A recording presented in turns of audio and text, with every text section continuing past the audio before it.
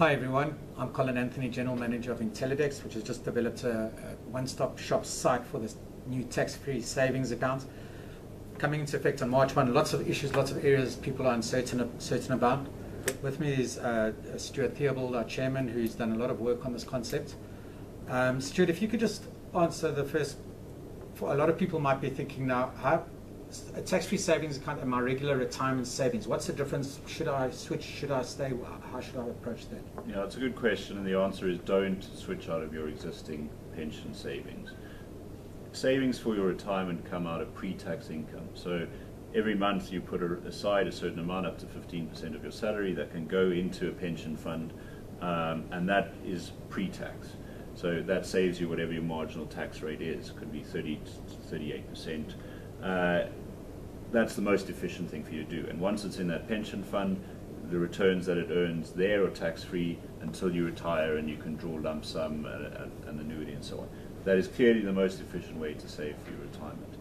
Tax-free savings accounts apply to your after-tax income. So the amount of money you're putting into the accounts, you've already paid tax on. So that already means that a great deal of your income has been absorbed by tax, whereas in your pension savings you can avoid that taxation impact. And just to confirm, if you take your after income money and invest it directly in the stock market yourself without this tax-free account, not in the tax-free account, you have the disadvantage of being taxed twice on that. Yeah, well, in effect that's what's happening. You paid income tax, and now you're taking your after-tax income and you're putting it on the stock market to work for you, and then you're getting taxed on the returns that you earn from making that investment. So, but there are exemptions. So there are ways.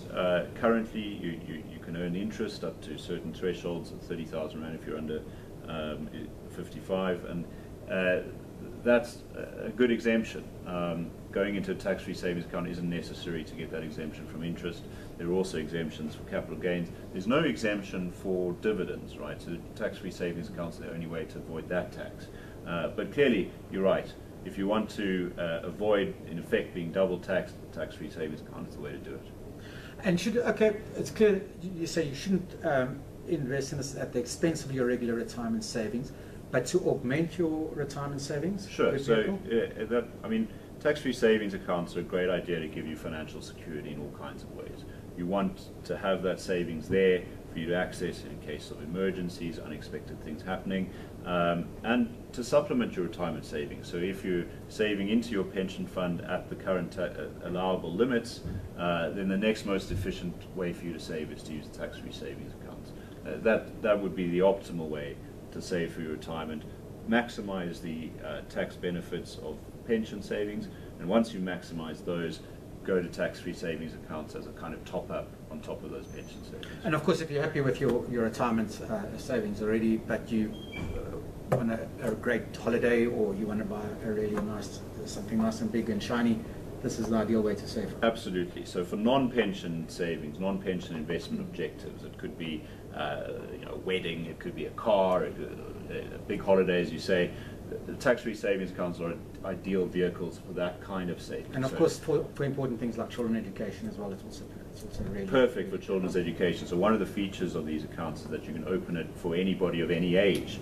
So a family of 4 can have 4 accounts, which allows you to save up to 120,000 rand a year, which starts to become a much bigger number. And it's a perfect way to save for your children's education. It's in the account, 30,000 rand a year can be put aside. That becomes a very large number by the time they turn 18. And that touches on a different point, that South Africa has a notoriously poor savings culture.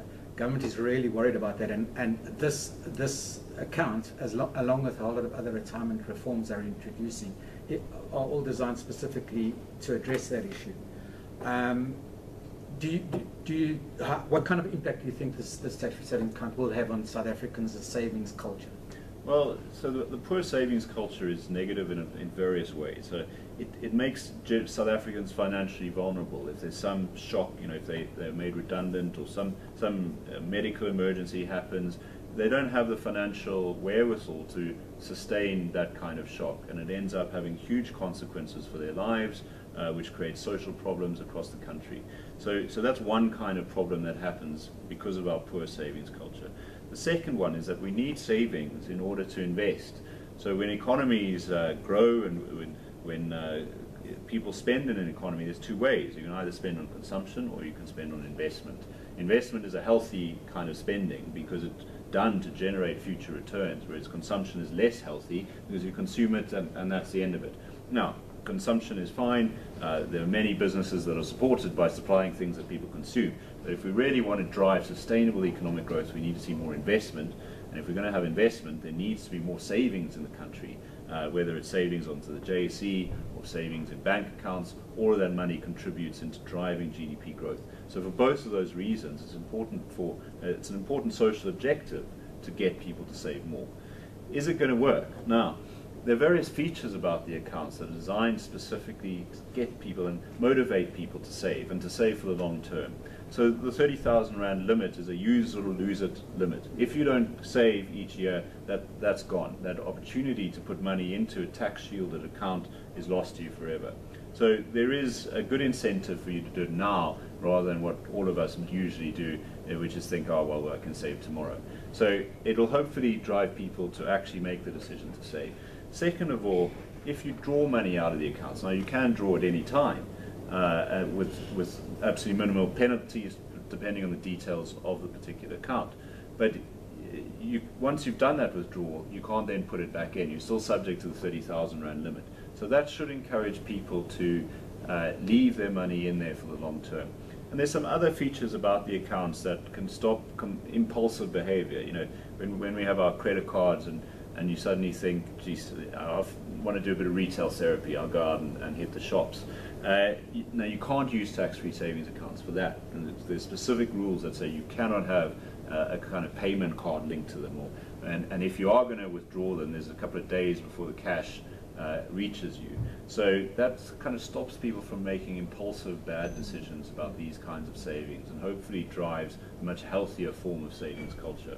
I think the message there is, when you start your investment, you have your investment goal, which is very important in any investment, and you should stick to that. Sure. So you know what your objective is. If it's your children's education or a car or something, you know what the returns you need, what number you need at that future date is going to be, and you know how far in future that is. So the trick is to then work out, and you can on our website on savetaxfree.coza use some tools to work out, well, how much does that really mean I need to put aside every month? Calculate that, and then you have an easy number that you need to save into your account each month in order to achieve those objectives. So bottom line is, this new tax-free account is going to be good for the individual saver and good for the national economy. It benefits both. It's win-win. Yeah, win-win. Great way to do policy. Thanks very much.